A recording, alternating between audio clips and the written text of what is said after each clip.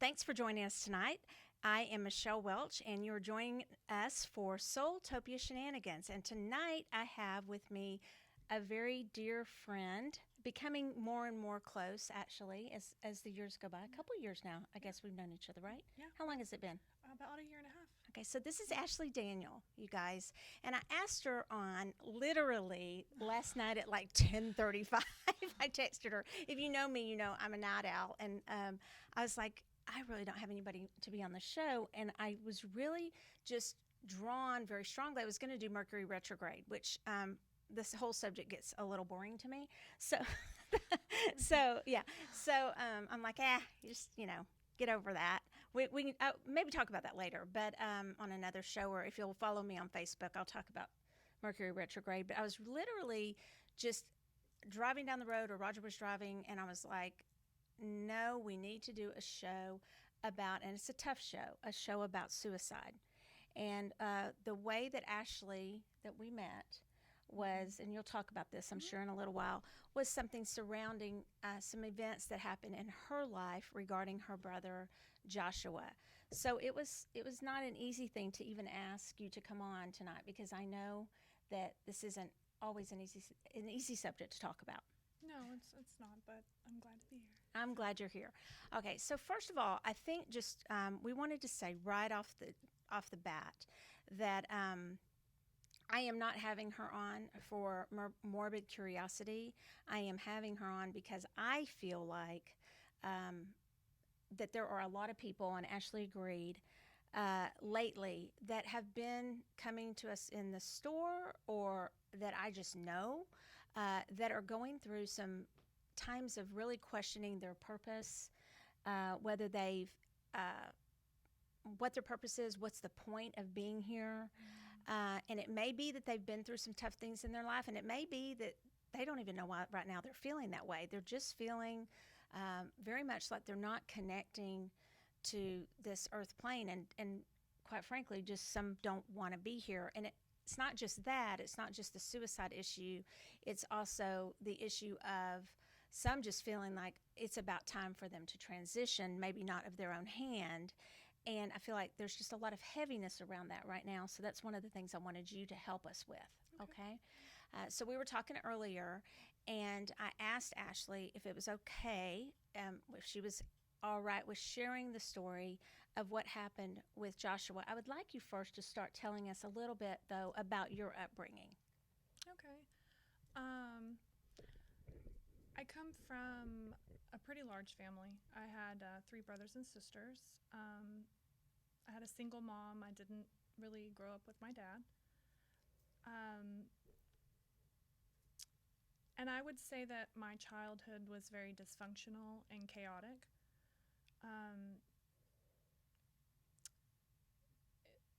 It was kind of, well, I'll just say it. It was traumatic and very abusive. So it was very hard for my siblings to overcome that as adults, and push past that, I guess, is a better way of saying that. But How many siblings did you have, or do you have? I have 2 sisters and a younger brother. Okay. So you were kind of in the middle, is what you told me earlier, yeah, right? I was next to I'm next to the oldest. Okay. And my sister left at a very early age, 15 or 16, so it was me as the older sibling in the house. What did that bring with it for you, as far as how you felt being the older sibling? Did you feel a lot of responsibility, or? I did. I did a lot of taking care of them, babysitting. My mom worked during the day and throughout the evenings, so we were mostly alone the majority of the time. So, and they were so much younger than me that I had to take on that responsibility. Did you grow up in Texas? I did. All throughout Texas. I lived the majority East Texas, Houston. That's what we have, East Texas. Yeah. Where in East Texas? I can't remember. Woden is what it's called, Okay. but it's like right beside Nacogdoches. Yeah.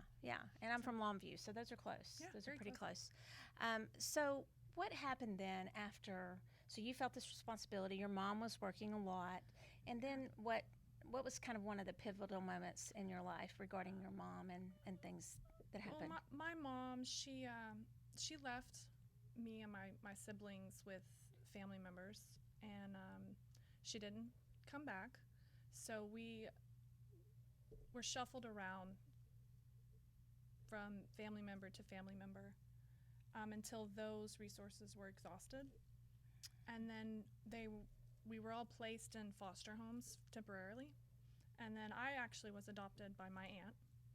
And my siblings, unfortunately, were stuck in a very volatile situation. They endured a lot of physical, sexual, mental abuse, and which later on they carried through their adulthood and led to things like drug abuse, my sister attempted murder, and the suicide of my brother. But Okay. So traumatic all around. very traumatic. Very yeah. traumatic. And it cannot be downplayed that what you went through, all of you, right? Very, Yeah. very traumatic. You said that at one point, are you okay with sharing with your mom that you even lived out of your car? Oh yeah, absolutely. Towards the end, I mean, we were living out of my mom's car, so for showers and things, we would go to gas stations or a friend's house or sometimes McDonald's, just depending on what we could wipe ourselves off with. So it was a very unhealthy environment to raise children in. And that was when you were about 7. I was 7. And when did you get adopted by your aunt or go to live with your aunt? I was 13 when she adopted me. Oh, wow. Okay. And so the in between, we were just shuffled from foster home to foster home. Okay. So, Joshua, so that was part of the thing is you were split up from your siblings. We were split up, and I know one thing that I always wanted them to be with me, but that was really hard that we were split up. And I always told him that I would come back for him, and I always told him that when I got old enough and I had enough money, I would come save him. And but I actually never did that. I was supportive throughout his early adulthood. Through my 20s, I supported him from a distance, but as best I could. Right. And the fact that that's one of the things we want to talk about. We'll get into the guilt that people feel, and we'll circle back around. Hopefully, we'll remember to circle back around to that about the fact that you told him, and you did the best you could, and reasons you needed to, protect yourself too. Okay. Yeah, and I was a child too. Right. So. Exactly. One of the things that we both, Ashley and I both agree on, and I did serve on a suicide hotline board for some time, and unfortunately I don't believe that crisis hotline is in existence right now. And one of the things, let's do this, Cassie, after the show, let's definitely put the phone number for suicide hotline. I know Mary is with us here. You have that too, right? Or resources for that. We'll make sure we put that. But the fact that sometimes people have this misconception that someone who has attempted suicide or maybe quasi-attempted suicide before, that means, well, they didn't. They weren't successful in that, and really they were just trying to get attention. And so I know Joshua had attempted suicide before, and let me just say this before you go into the story. We don't agree with that, okay? We would totally dispel that myth and to let people know that that is a myth, that just because somebody is, if they're crying out for help, they're crying out for help. So it doesn't really matter whether they're successful or not successful. It's a cry for help, whether they are even just faking it, okay, which Joshua wasn't. Okay. But let's say somebody who was, and they really weren't really trying to attempt, that's a cry for help no matter what. So I'm not really thinking we should try to discern the difference between the cries for help. If a cry for help is a cry for help. So he had tried before, you said. He had several attempts. Early in his probably like 12, 13 years of age, he tried by taking some medicine. As he got older, he attempted to hang himself in the shower. And I like how, Michelle, it was divine intervention at the moment, but a lot of people in my family just said he was doing it for attention. And he felt isolated and he felt alone. And he felt like, regardless of what he did, nobody cared. Hmm. And so, yes, I completely agree with it doesn't matter the reason why someone is doing it. They're doing it. They're doing and it. they need help. And I do believe, as you were telling me the couple of times that the way it occurred and how he was found, that it was divine intervention at those times. But then again, it doesn't, I mean, even if somebody had just planned it where somebody finds them, I'm just going to speak plainly here. If they planned it and they found them, I still believe that's a cry for help that we never should ignore. And that may help some people because we want to give them resources for help at that time, right?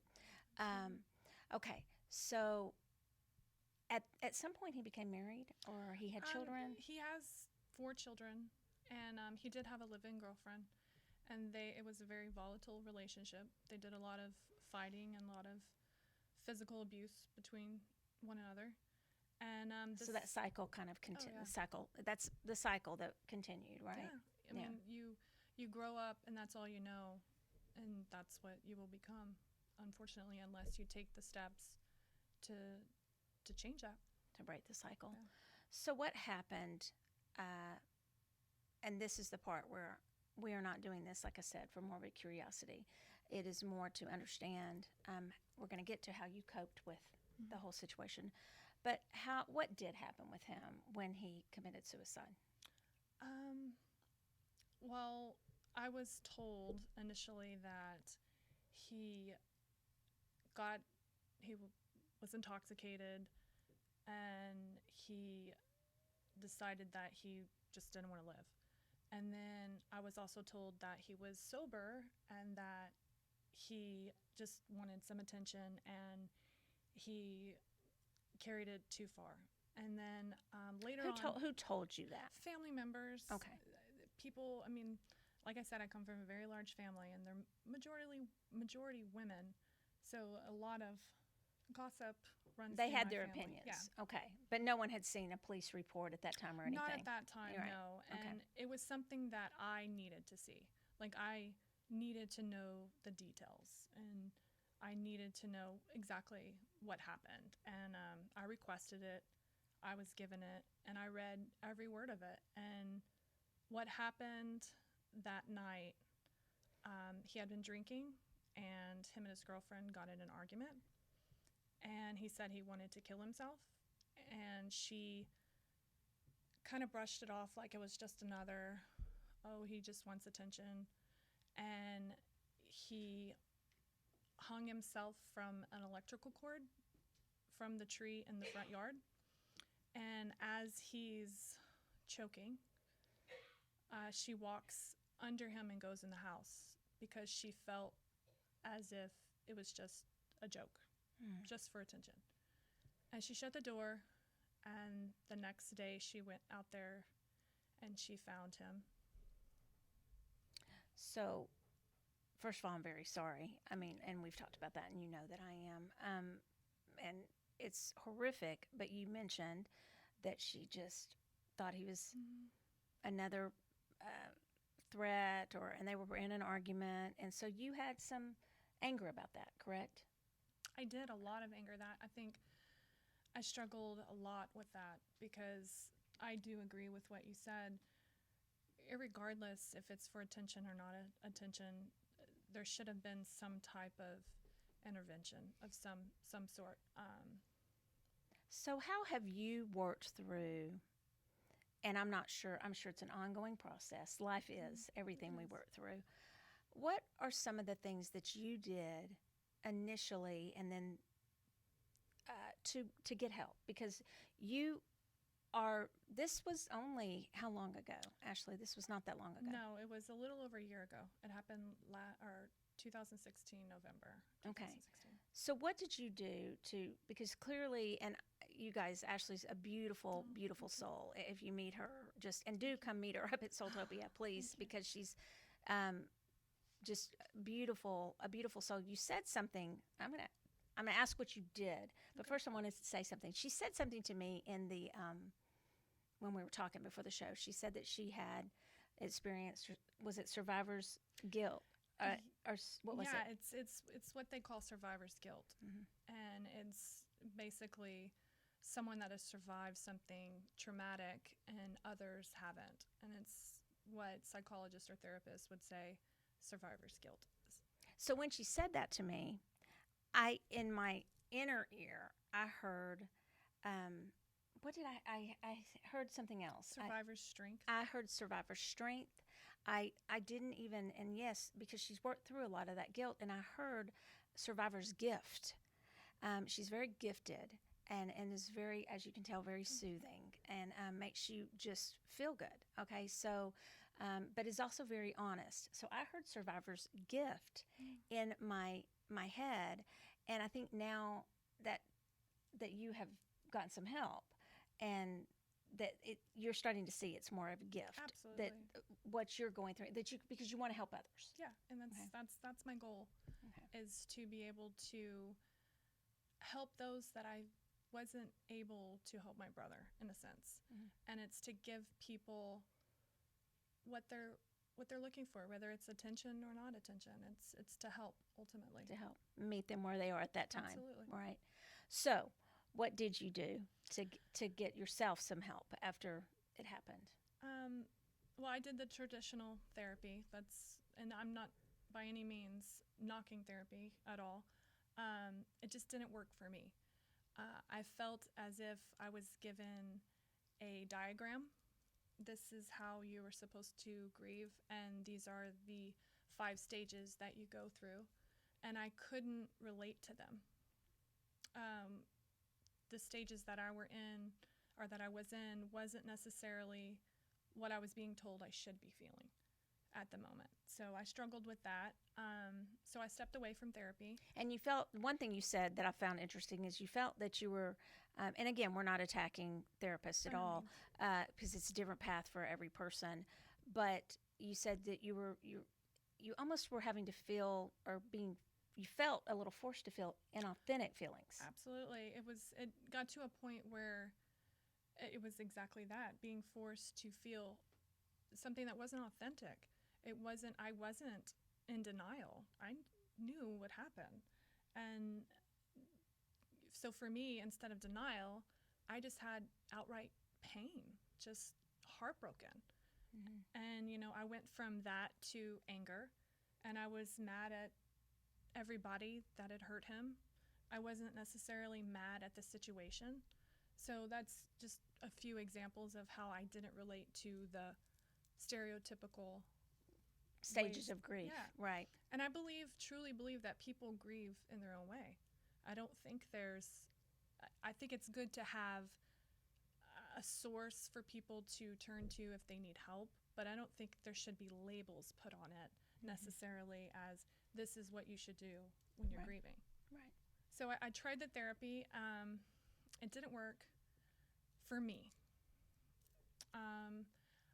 During the stage of guilt, because I did definitely, and I still do, struggle with that somewhat, I ended up writing my brother a letter. And I wrote it as if I was going to give it to him. And I just said everything that I've ever wanted to say and apologized for what I felt like I needed to apologize for. I explained why I had pushed him away. Just really got rid of what I felt was holding me in the guilt part of it. So I did that. Yeah. And so that was very healing for you. It was. Very, very healing. At what point, and it's interesting because I'm usually not at a loss for words, and am I? I talk a lot. I said to you, Ashley, before we went on the air, I just said, it's hard sometimes to navigate around what is okay to say and what's not okay to say. And we kind of got into a discussion about, if somebody's been through something traumatic and they've lost a loved one, no matter how they've lost them, sometimes we just ignore them because we're so afraid of saying the wrong thing. And even here, I'm so afraid, let's not ask something that she's not comfortable with. But we kind of agreed that at least try. At least I even people that are handicapped, I believe that they sometimes feel very ostracized because they probably are, or maybe are okay talking about it, as opposed to just being ignored, where people just ignore them and because they're so afraid they're going to say the wrong thing. Now, of course, we're going to be mindful, hopefully, of what we say, but it's just something that even with this, it's just very you tread very lightly, but yet we should approach these subjects. We should talk about them because they're so important. And I do know so many people going through these feelings and who've lost loved ones recently, quite a few actually.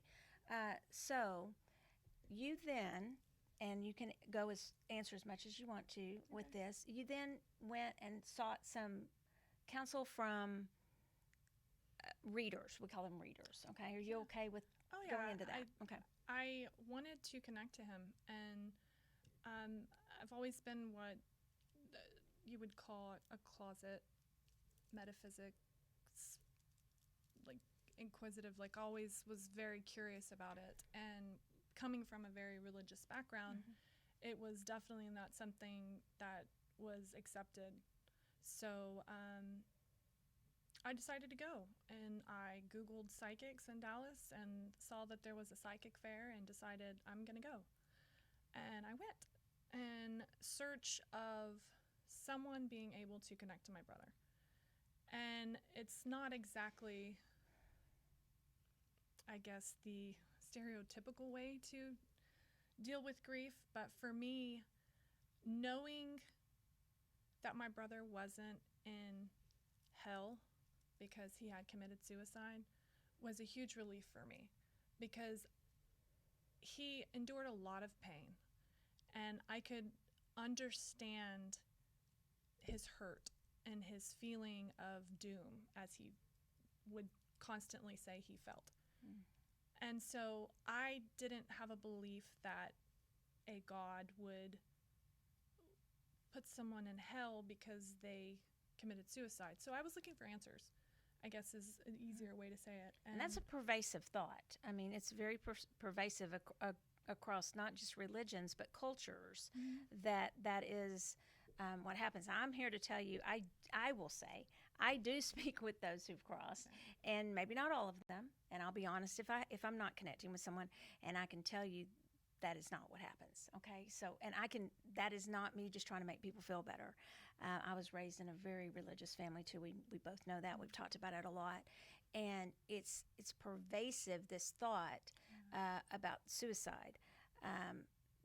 My belief is that we all do have an inventory that we go back over our lives when we cross. It's not a punishment, though. It's a review. It's a life review. We can do those while we're alive, too. We can work with certain archangels that will help us with life reviews of what we really wanted to accomplish on Earth. So it's not a punishment. It's whether it's suicide or whatever it is, we're going to go back over those things to a certain extent, just so that if we incarnate again, we can. Do you believe in reincarnation? Absolutely. Yeah. So we will work on that, and we will ascend even higher while on Earth. It's a whole different show, but I think that's the quick way to put it. So you were concerned about that and needed some reassurance. So you did seek out. I don't think it's as unconventional as people might think for someone who has lost someone and who's just grieving and isn't finding answers maybe in the traditional ways that they're told, to maybe seek one out. So we really wanted to also speak to those who are readers. We call them messengers here at SoulTopia because I don't want to read anybody. Okay, I want to see if I channel a message, and then I want to deliver it. But we spoke about the responsibility that they have. Can you talk would you mind speaking to that? Yeah, no, from my experience and being on both sides, being the person seeking out a message or a reading from someone, one of the biggest things is if you're not getting an actual authentic message, my suggestion is to just tell them. don't make something up or try to humor them or tell them what they want to hear. Yeah, even placate them or pacify them, Yeah. because that's being dishonest. I mean, It it's not is. ethical. Right? And they know. They That's know. what you need to tell. So if you are, Yeah.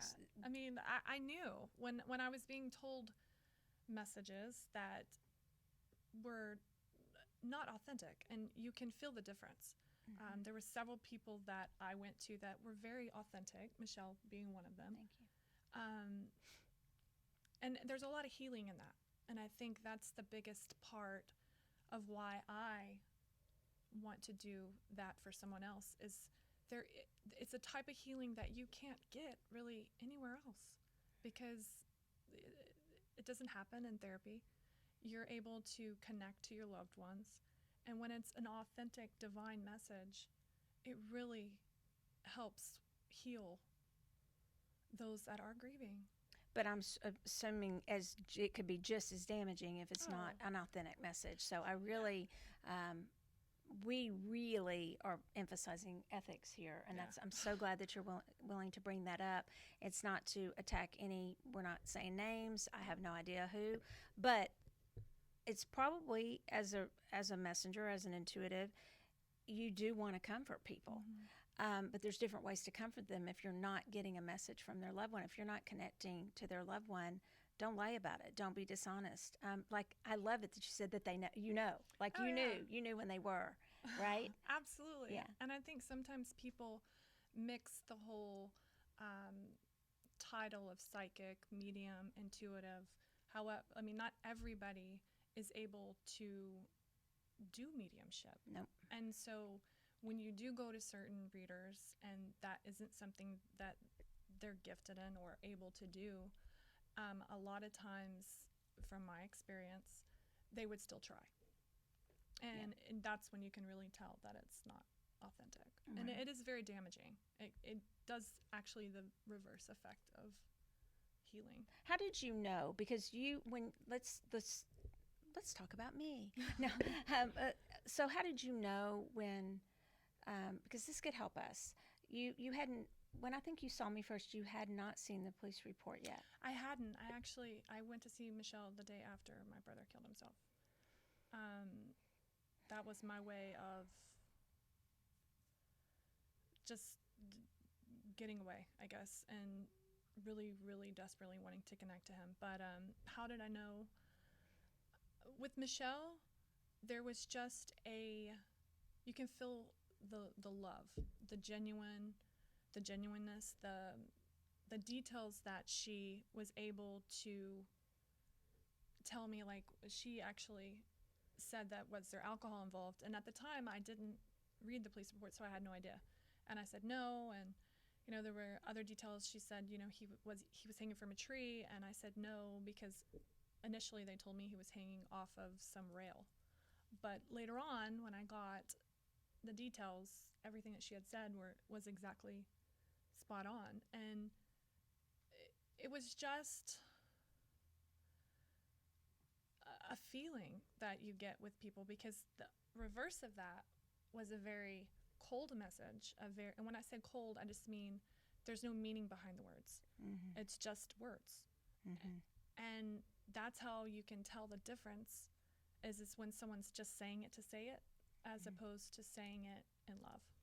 How much would it have hurt you if somebody the day after, the week after, the month after had said to you, I'm not receiving a message? Now, the way I would say that is I would quickly, because I'm the master, I love disclaimers because I'm a lawyer, but I would quickly explain, but that doesn't mean anything that he's not communicating with me. It doesn't, because immediately people would think, oh no, where is he? Mm-hmm. Is he okay? She should be able to get a message and she's not getting one.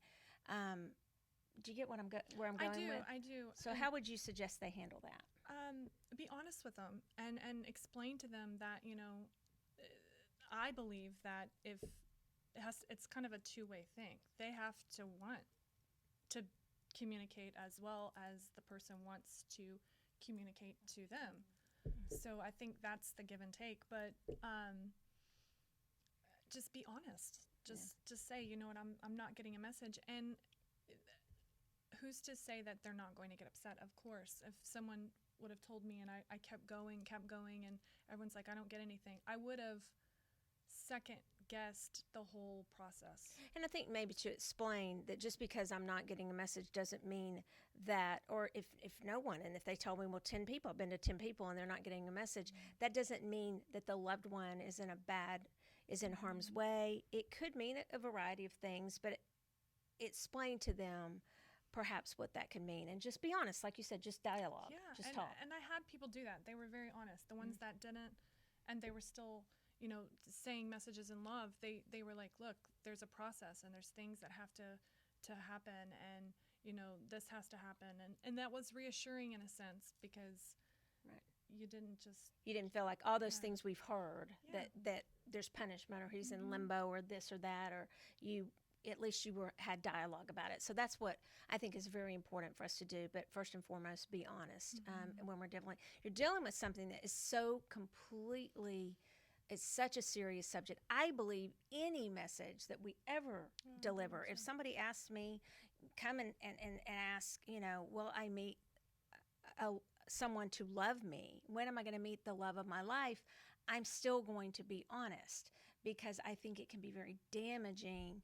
But I'm going to do that with compassion, honest compassion.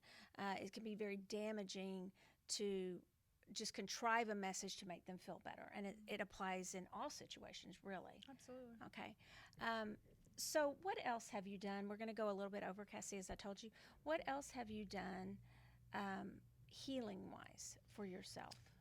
For me, I really dove into my gifts that I had. I've always been able to read energy, feel energy.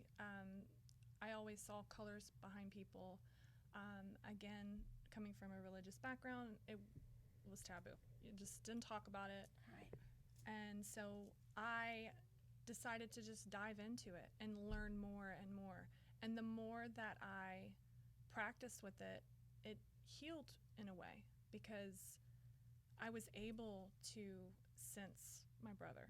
I was able to eventually see my brother. And so that was another way that I started to heal.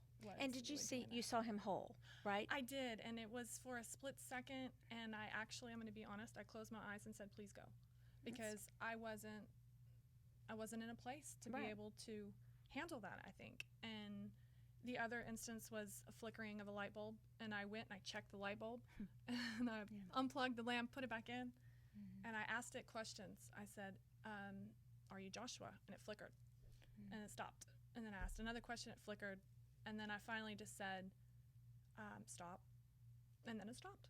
Yeah. So it was those two situations did a lot for me to find peace, because I knew that he wasn't necessarily in hell. He wasn't struggling anymore. He wasn't in pain. I said to somebody the other day that I do a lot of readings, and so you hear and deal with some people come to psychics, I don't like that word, but to us, when they're in pain. A lot of times they're in pain. And so in the middle of that, I was, and I'm just lost my train of thought, I was able to reassure the person that about the hell issue. And I don't think that was the point I wanted to make. What did you say right at the end of that? Yeah, it healed with, like, for me, the pain that I had, like just overall, it allowed me to know that he wasn't in the pain that he was when he was here. I could sense him, and it was good energy. Yeah. And I think that's why when, do I encourage you, if you are in that kind of pain, any kind of grief, to go to a psychologist or psychiatrist, if that's what, sure, I think maybe try, for sure. Absolutely. I would say for sure try. And then, but make sure, call SoulTopia, get a legitimate someone who is, and I just remembered my thought, who is delivering a message to you from the other side, literally, and ask that question: are they gifted in that area? Yeah. I think ask, and then the we will talk about it with you if we're not getting something at our store. At least we will in SoulTopia and at our Sensations. And Sensations are, let's talk about that. We have readers here at SoulTopia. We have classes on Thursday nights, and Ashley is a regular in the classes and has just, I will tell you one thing with giftings, it's like a muscle. They have to be utilized. They maybe not have to. I don't know if there's have tos, but I can see, and can't you, the people who come consistently to class, even that are professional readers, Yes. the difference when they come and they actually practice in a safe environment. Yeah. They're not necessarily with a paying client or a client that they're helping.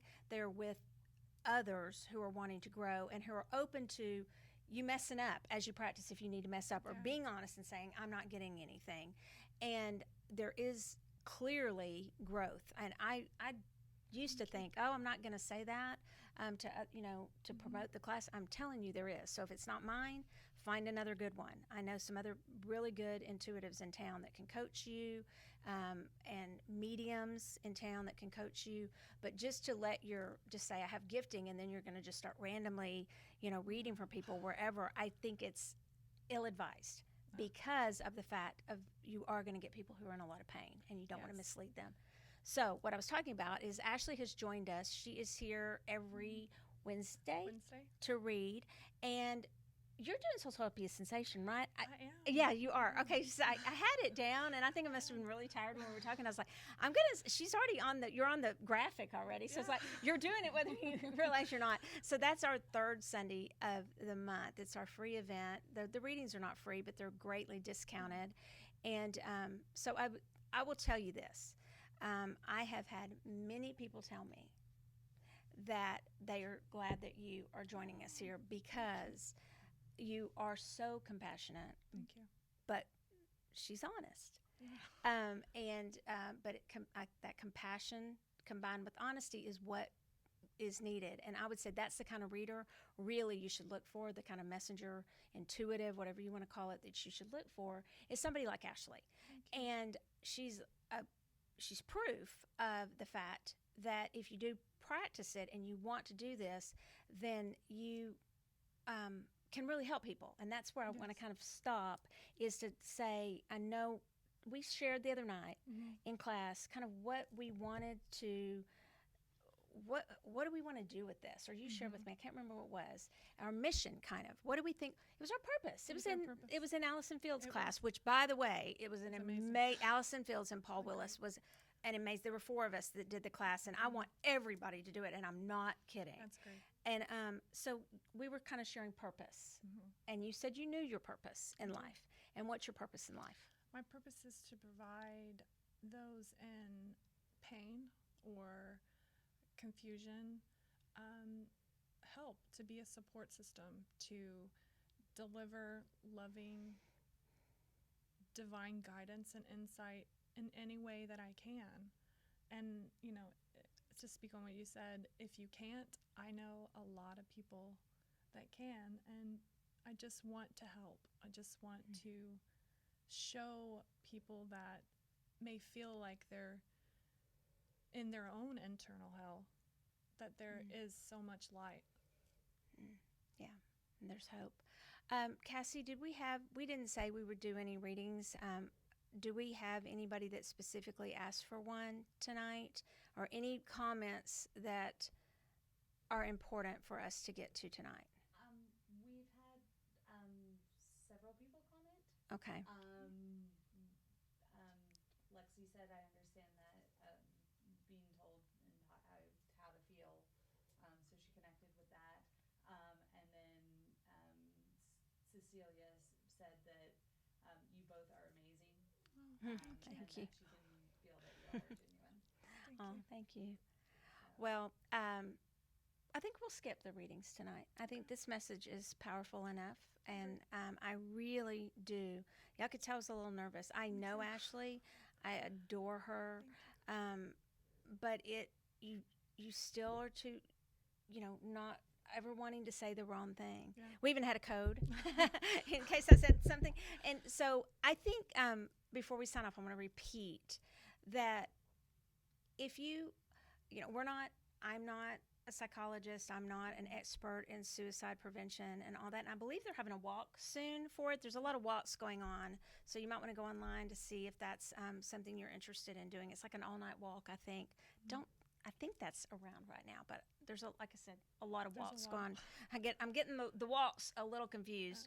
But there are resources to help you. We will put a number for sure for someone who's feeling that kind of pain. And I briefly want to speak to that. This is something we didn't cover. We both have had depression, Yes. right? And I'll call it depression.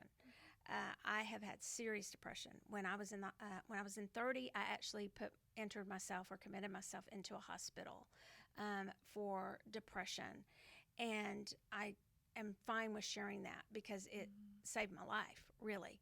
And I was just spiraling downwards, and I didn't know what to do with the gifts I had, and I was told sometimes those weren't proper gifts, and I felt kind of crazy because I didn't know what do I know this about, Cassie, or I know this about the person that just walked in the door. I feel all these things, and I never knew what to do with them. So if you feel that way, a lot of times you just really need to have some of those explained to you. Now, are there serious mental conditions that I believe people need medication? And I am going to touch on this.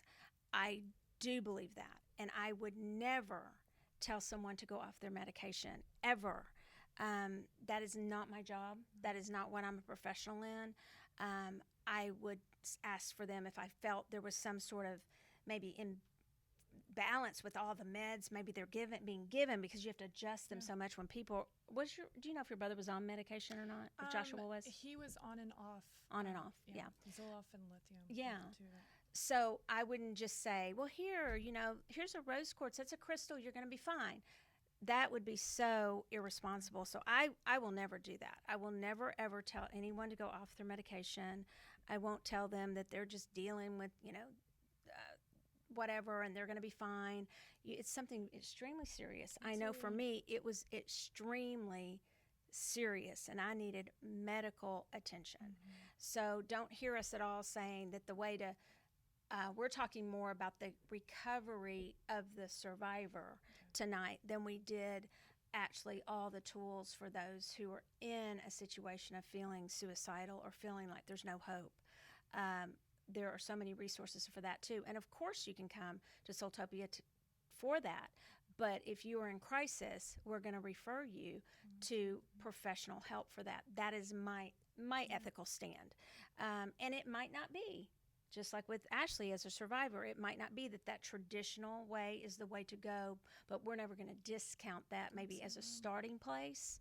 And I would say to you all, don't ever let anybody just tell you, a reader, to go off of your medication. I would say that I think that is probably one of the most egregious acts, and you can tell I'm getting about it, that someone can do.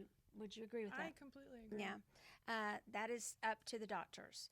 And so Cassie's saying sign off, but this is very, very, very important. Like, this is life, okay?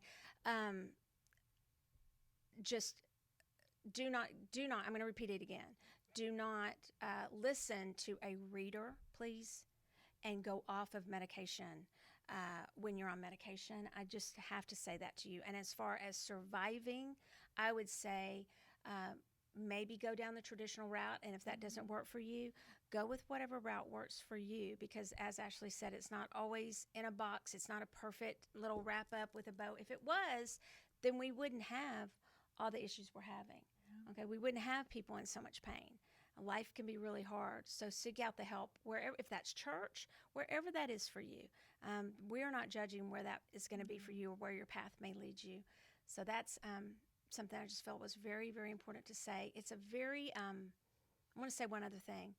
I want to say this, that you can be with someone the day before they commit suicide, and you literally may have no idea.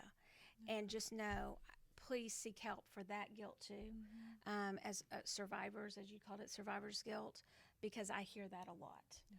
Or you didn't choose to meet with them, and then you feel bad badly because of that. And so working through that guilt is very, very, very real. And it's not something to just pass over and just say, oh, well, you'll get over it. Yeah. It's just very, very serious. So join us. I don't know what we're coming up on. First Sunday. So we have First Sunday. We have discounted readings here. The first Sunday of every month, Mary Gates will be with us. Correct? Mary Gates is in the house. So you should be at SoulTopia tonight. We're having fun on such a serious subject night. And Marcia Denise will be with us. I will be reading. It's the one time that I do the discounted readings. I don't read at SoulTopia Sensation. And then we have healers. I believe Tina and Emma will be here reading. And then we have our third Sunday of the month, which is SoulTopia Sensation. The wonderful Ashley will be here, and a bunch of other readers, and intuitive classes. That's a big other thing I wanted to push. Yeah, and it's exactly like you said. If you don't practice, you can't fine tune those gifts, and it's a nice way to be able to use your gifts, but at the same time, you get messages too, and it's nice. Yeah. It's a nice opportunity, and if you haven't come to the class, it's definitely something that you're missing. You should come. Thank you for saying that. And that's Thursday nights at 7:30. Yes, Cassie. I was also just going to add that we do have Friday night fun night coming up as well. Oh, we're gonna have fun. We have Friday. We always have fun. We're gonna have Friday night fun night. That's the first Friday of the month in April, and we used to have those the first Friday of every month, and we got a little worn out. Roger and I needed a little bit of a weekend. We also have a full moon on March 31st. So go on our website and look up all the activities we have. Follow us on Facebook. Follow us on Instagram. Of course, subscribe to my YouTube channel if you haven't. It's Michelle SoulTopia. We are going to be maybe starting some more shows and not just this show. So if you're interested in that, maybe contact us, that we will be potentially filming onto the SoulTopia channel, but you can film through either SoulTopia, or for sure can contact Cassie Clayton with Odd Ends. So thank you so much, Ashley, for coming. Thank you for having me. Thank you so much for your calm presence always. It's so soothing and calming to me. So I just want to tell you, you better book quickly for her, because she's going to sell out. All right. So thank you, all of you, for hanging with us as we went over, and I kind of rambled, but it's such an important subject. And good night, and Crystal, cheers.